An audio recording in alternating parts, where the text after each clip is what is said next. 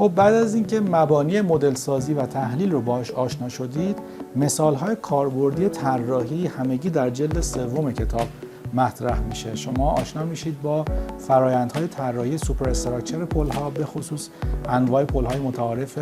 دال و تیر فولادی و بتونی پیش تنیده و گام به گام یاد میگیرید که چگونه یک پل متعارف رو مدل سازی کنید، بارگذاری کنید، تحلیل انجام بدید، تعریف ترکیب بار رو در مدلتون ایجاد بکنید و طراحی رو آموزش ببینید و در انتها بتونید ترسیم نقشه‌های سازی رو برای روسازه داشته باشید. در ادامه برای بخش ساب استراکچر یا زیرسازه شامل پایه‌های میانی، کوله‌ها یا پایه‌های کناری و همینطور شالوده‌ها یاد میگیرید که چگونه باید فرآیند طراحی رو به خصوص بر اساس آیین‌نامه آشتو برای پل‌های راه پی بگیرید. یک سری اجزای سازه‌ای مهم دیگری در پل هست، مثل نشیمنگاه‌های الاستومری که اون هم در این مجموعه خدمتتون معرفی میشه.